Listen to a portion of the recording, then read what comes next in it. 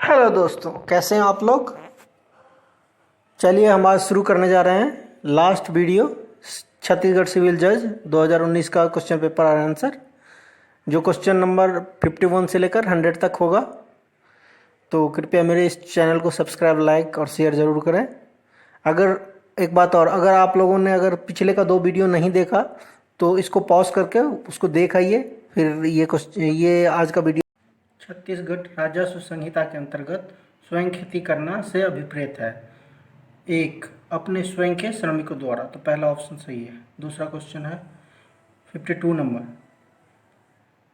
Number कहता है question, Chhattisgarh भू राजस्व संहिता के अंतर्गत जब कोई साक्षी समन तालीम या अनुपालन में चूक करता है तो उसे जारी किया जा सकता है। क्या जारी किया जा सकता है? जमानती है या गिरफ्तारी वारंट, प्रतिभूति देने के लिए उपसंजात होना, 1000 रुपये से अधिक का जुर्माना। तो तीनों ऑप्शन सही है, तो हमारा सही आंसर है चौथा, उपरोक्त सभी। अगला क्वेश्चन देखते हैं। अगला क्वेश्चन है 53 नंबर, किसी भूमि पर राजस्व का निर्धारण उसके प्रयोजन के लिए उस भूमि के उपयोग को दृष्टि में रखते हुए किया जाएगा। तो पहला है शैक्षणिक प्रयोजन के लिए, दूसरा है औद्योगिक प्रयोजन के लिए, तीसरा है वाणिज्य प्रयोजन के लिए उपयोग। तो सभी उपयोग के लिए है, तो हमारा चौथा ऑप्शन सही है, उपरोक्त सभी। अगला क्वेश्चन देखते हैं 54 नंबर। अगला क्वेश्चन है, छत्तीसगढ़ भू राजस्व संहिता की धारा 118 संबंधित है, किससे संबंधित है? हक के बारे में जानकारी देने के लिए बाध्यता। तो पहला ऑप्शन हमारा सही है। अगला देखते हैं। अगला क्वेश्चन है 55 नंबर, छत्तीसगढ़ भू राजस्व संहिता के अंतर्गत खनिजों के संबंध में सरकार का हक वर्णित है, किससे वर्णित है? कौन सी धारा में है? ये है धारा अपना 247। तो हमारा तीसरा ऑप्शन सही है। पहला है 250, दूसरा है धारा 249, तीसरा है 247 और चौथा है धारा 248। तो हमारा तीसरा ऑप्शन सही है। अगला क्वेश्चन देखते हैं। अगला क्वेश्चन 56 नंबर क्वेश्चन है, छत्तीसगढ़ भू राजस्व संहिता का अध्याय 5 संबंधित है। तो छत्तीसगढ़ भू राजस्व संहिता के अध्याय 5 किससे संबंधित है? अपील से, पुनरीक्षण से, पुनर्विलोकन से, तीनों चीज़ से। तो हमारा ऑप्शन कौन सा सही है? चौथा नंबर सही है ऑप्शन। अगला क्वेश्चन है 57 number, the document registration of which is optional have been dealt in. तो इसका कौन सा ऑप्शन सही है? हमारा third number, section 18 of registration act. तो हमारा इसमें कौन सा सही है? 57 नंबर का आंसर नंबर तीसरा सही है। अगला क्वेश्चन देखते हैं। अगला क्वेश्चन है 58, a document executed out of India can be registered if presented with इन। तो इसका ऑप्शन कौन सा है? दूसरा नंबर सही है, 4 months of its edible in India, Bharat में पहुंचने के 2-4 में। अगला क्वेश्चन देखते हैं। अगला क्वेश्चन है 59 नंबर क्वेश्चन है, रजिस्ट्रेशन एक्ट की धारा 32 के अंतर्गत कोई दस्तावेज पंजीयन के लिए प्रस्तुत किया जा सकता है।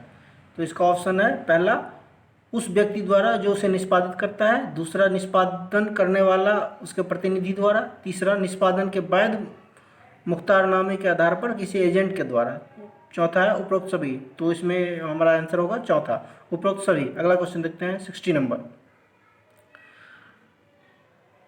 क्वेश्चन है, परिक्राम में लिखित अधिनियम 1881 के अंतर्गत परिक्राम शब्द संदर्भित करता है, किसे संदर्भित करता है? विनिमय पत्र का अंतरण, वचन पत्र या किसी व्यक्ति का चेक, या उस व्यक्ति को धारक प्रदर्शित करता है। तो पहला ऑप्शन हमारा सही है। अगला क्वेश्चन देखते हैं। अगला क्वेश्चन है 61, when presentment for payment it is to be made under section 65 of the act. तो इसका आंसर हमारा दूसरा सही है, presentment of payment must be made during the usual hour of business and if at bankers within banking hour। तो हमारा दूसरा option इसका सही है। मतलब भुगतान के लिए प्रस्तुतिकरण पर भुगतान व्यापारिक सामान्य घंटों में यदि बैंक है तो बैंक के समय में दिया जाना चाहिए। दूसरा ऑप्शन सही है। अगला क्वेश्चन देखते हैं। अगला क्वेश्चन है, for what term of imprisonment of offence under section 138 of the negotiable instrument act can be punished. मतलब धारा 138 परिक्राम लिखित अधिनियम के अंतर्गत कितने समय के लिए कारावास की सजा दी सकती है। तो इसमें पहला ऑप्शन ही हमारा 2 वर्ष की सजा दिया जा सकता है। अगला क्वेश्चन देखते हैं। अगला क्वेश्चन है 63 number, at sight under the negotiable instrument act means. तो इसका मतलब क्या होता है, परिक्राम लिखित अधिनियम के अंतर्गत नज़र में एट साइट शब्द का क्या अर्थ है। इसका शब्द ए डिमांड, मांग पर। तो दूसरा हमारा ऑप्शन सही है। अगला क्वेश्चन है हमारा 64 नंबर। क्वेश्चन नंबर 64 क्या कहता है। क्वेश्चन कहता है, लेखों में जमा राशि अपर्याप्त होने आदि के कारण चेकों का अनादृश्य हो जाना संबंधित है। किससे संबंधित है। 138 प्राक्रम विधि, निगोशिएबल इंस्ट्रूमेंट एक्ट सेक्शन 138 के। तो दूसरा हमारा ऑप्शन सही है। अगला क्वेश्चन देखते हैं। अगला क्वेश्चन है 65 number, section 13 of the Chhattisgarh excise act related to. किससे रिलेटेड है। मादक द्रव्यों के विनिर्माण आदि के लिए अपेक्षित अनुज्ञप्ति। तो हमारा कौन सा सही है ऑप्शन, दूसरा नंबर। अगला क्वेश्चन देखते हैं। अगला क्वेश्चन है 66, under Chhattisgarh excise act the penalty for certain unlawful act of license vendor defined. किसमें वेंडर का डिफाइंड है, लाइसेंस वेंडर सेक्शन 38। छत्तीसगढ़ आबकारी अधिनियम के अंतर्गत अनुज्ञप्त विक्रेताओं के कतिपय विधि विरुद्ध कार्यों के लिए शास्ति वर्णित है। किसमें वर्णित है, धारा 38 में। अगला क्वेश्चन देखते हैं। अगला क्वेश्चन 67 नंबर। क्वेश्चन है, on the direction of the government duty में बी लिवेंड ऑन एग्जिबल आर्टिकल। तो क्या क्या आर्टिकल है इसमें। पहला इंपोर्टेड, दूसरा एक्सपोर्टेड, तीसरा ट्रांसपोर्टेड, चौथा ऑल ऑफ द एबव। तो हमारा सही ऑप्शन चौथा है, ऑल ऑफ द एबव। मतलब जिनका आयात किया गया है, जिनका निर्यात किया गया है, जिनका परिवहन किया गया है, उपरोक्त सभी। तो उपरोक्त सभी हमारा आंसर है। अगला क्वेश्चन है हमारा 68 नंबर। क्वेश्चन है, 21 वर्ष से कम आयु के व्यक्तियों को मदिरा या मादक औषधि के विक्रय का परिरोध किस प्रावधान में किया गया है। तो इसका सही आंसर है दूसरा, छत्तीसगढ़ आबकारी अधिनियम की धारा 23 के अनुसार। अगला क्वेश्चन देखते हैं। अगला क्वेश्चन है हमारा 69 नंबर, छत्तीसगढ़ आबकारी अधिनियम का मादक द्रव्यों के कब्जे के लिए मात्रा के परिसीमा का प्रावधान किस धारा में है। तो इसका सही आंसर है, पहला है धारा 10, दूसरा है धारा 16, तीसरा है धारा 18, चौथा है धारा 13। तो हमारा सही आंसर कौन सा है, दूसरा धारा 16। अगला क्वेश्चन देखते हैं। अगला क्वेश्चन 70 नंबर है, section 21 of the specific relief act is related to. पहला ऑप्शन है हमारा power to award compensation in certain cases. तो पहला ऑप्शन हमारा सही है, कतिपय दशाओं में प्रतिकर अधिनिर्णित करने की शक्ति। विनिर्दिष्ट क्वेश्चन था, विनिर्दिष्ट अनुतोष अधिनियम की धारा 21 संबंधित है किससे, तो कतिपय दशाओं के प्रतिकर अधिनिर्मित करने की शक्ति से। अगला क्वेश्चन है हमारा 71। क्वेश्चन है, the state shall provide free and compulsory education to all children of the age. कितने ईयर के लिए फ्री है शिक्षा। तो सेक्शन दूसरा आंसर हमारा सही है, 16 से लेकर 14 वर्ष तक के लिए। क्वेश्चन था, राज्य द्वारा किस आयु के सभी बच्चों के लिए निःशुल्क एवं अनिवार्य शिक्षा उपलब्ध कराया जाएगा। तो दूसरा आंसर इसका सही 6 से लेकर 14 वर्ष तक के लिए। अगला क्वेश्चन है 72 नंबर। क्वेश्चन है, भारतीय संविधान के अंतर्गत धार्मिक कार्यों के संबंध की स्वतंत्रता से जुड़ा विकल्प नहीं है। तो इसका क्या कौन सा ऑप्शन, पहला ऑप्शन है धार्मिक और पूर्व प्रयोजनों के लिए संस्थाओं की स्थापना और पोषण करना, दूसरा अपने धर्म विषयक कार्यों के प्रबंध करने का ऐसी संपत्ति का विधि अनुसार प्रशासन करने का। चौथा है किसी विशिष्ट धर्म की अभिवृद्धि के लिए करों का समुदाय। तो हमारा सही ऑप्शन कौन सा है? चौथा नंबर। अगला क्वेश्चन है 73 नंबर। क्वेश्चन है भारतीय संविधान की किस अनुसूची में असम, मेघालय, त्रिपुरा, मिजोरम राज्यों के जनजातीय क्षेत्रों के प्रशासन के बारे में उपबंध है? पहला है तीसरा अनुसूची, चौथा है आठवीं, दूसरा पहला ऑप्शन तीसरी अनुसूची, दूसरा आठवीं अनुसूची, तीसरा ऑप्शन पांचवी अनुसूची, चौथा उपरोक्त में से कोई नहीं। तो इसमें हमारा सही आंसर है उपरोक्त में से कोई नहीं है।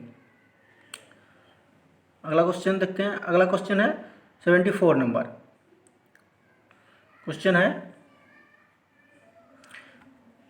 भारतीय संविधान के किस अनुच्छेद में राज्य की परिभाषा में सरकार, भारतीय संसद, सरकार और राज्यों के विधानसभा, स्थानीय या अन्य प्राधिकारी जो भारत की सीमा में सम्मिलित है? तो कौन सा अनुच्छेद है इसका? अनुच्छेद नंबर 12। तो हमारा दूसरा ऑप्शन सही है। अगला क्वेश्चन देखते हैं। अगला क्वेश्चन 75 नंबर। क्वेश्चन है निम्न में से भारतीय संविधान का कौन सा अनुच्छेद अभिव्यक्ति स्वतंत्रता के अधिकार का संरक्षण करता है? अनुच्छेद 19 नंबर, पहला ऑप्शन सही है। अगला क्वेश्चन देखते हैं 76 नंबर। क्वेश्चन है in which of the contingencies article 31A subsection 1 of Indian constitution applies? तो इसका सही आंसर है ऑल ऑफ द अबव। पहला है एक्विजिशन ऑफ एन स्टेट्स, दूसरा है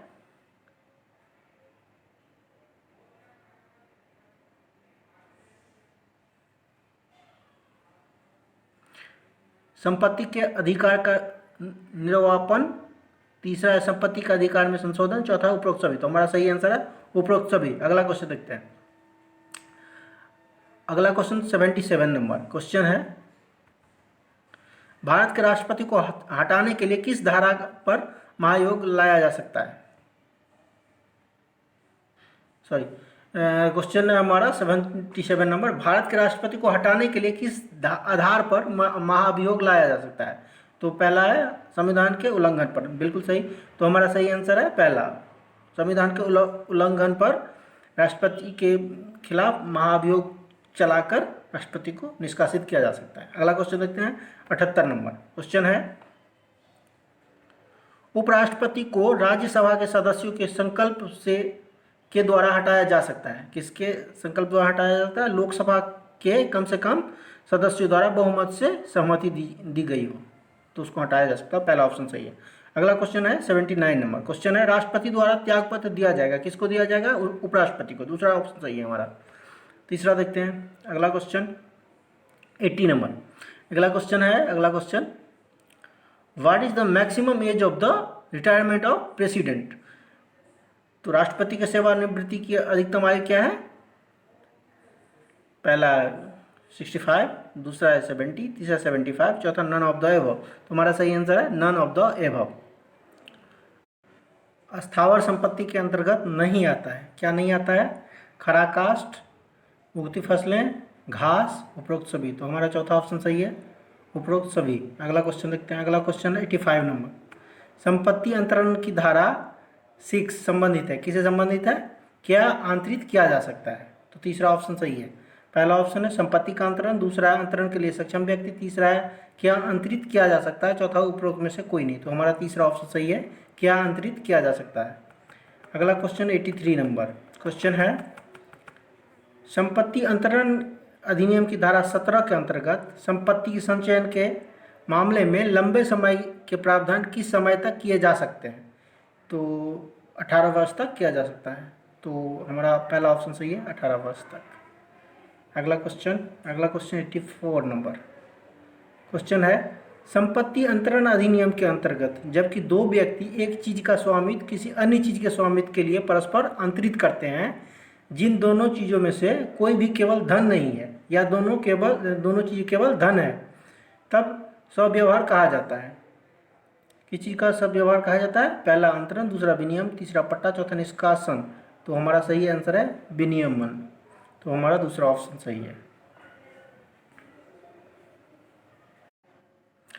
संपत्ति अंतरण अधिनियम के अंतर्गत निर्वाचन के सिद्धांत का आधार यह है कि किसी भी व्यक्ति जो कि लिखित का फायदा लेना चाहते हैं उसे भार को वहन करना पड़ेगा। तो तीसरा ऑप्शन हमारा सही है।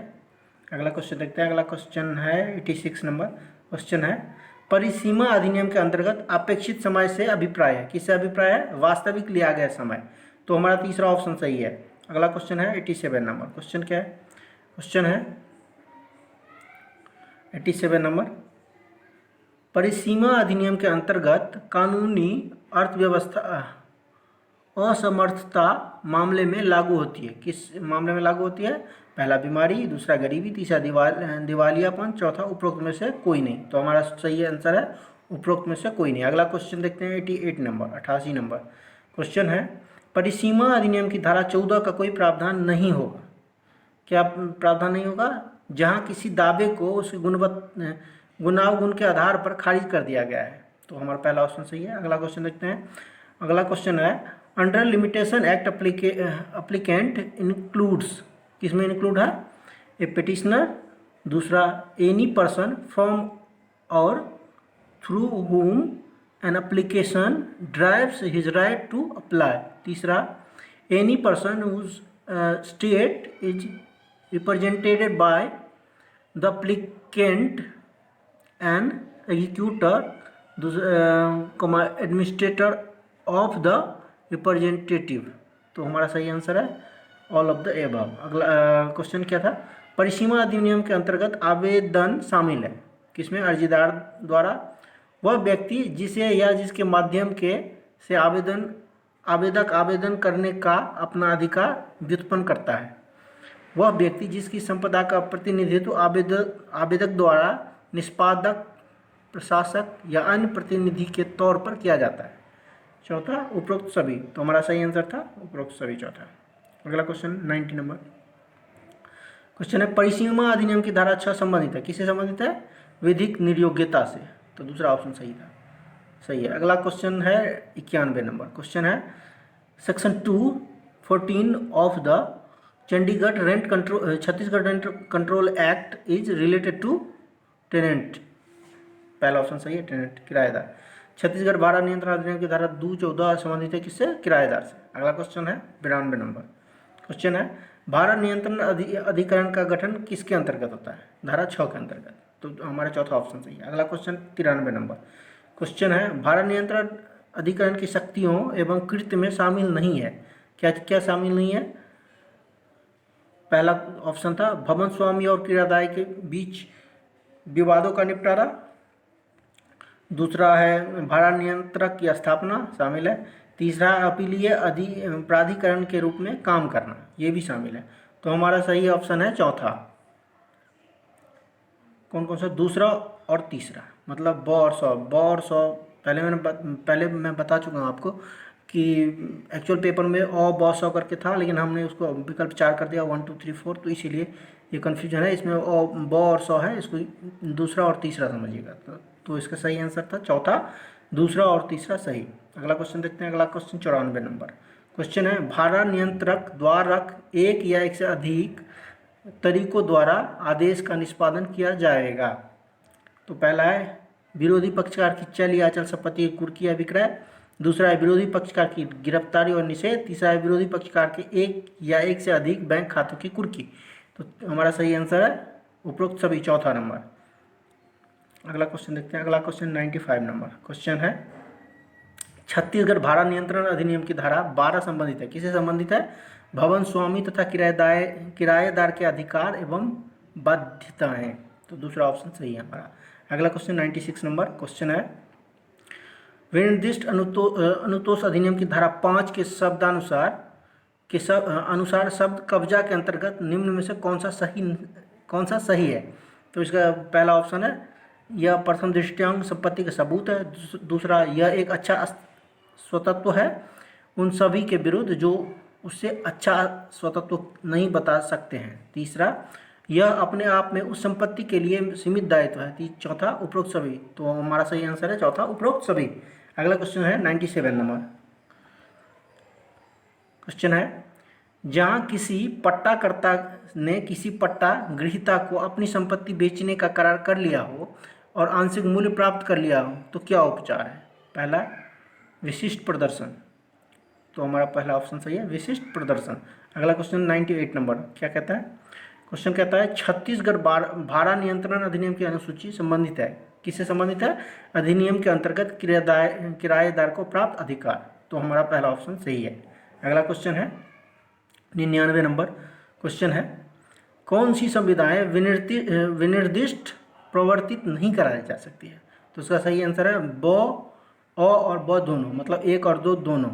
तो पहला क्या है? कोई संविदा जो उसकी प्रकृति के पर्यवये हो। दूसरा, कोई संविदा जिसके अपालन के लिए धन के रूप में प्रतिकर यथा योग्य अनुतोष है। तो हमारा तीसरा ऑप्शन सही है, 1 और 2 दोनों, मतलब अ और ब दोनों।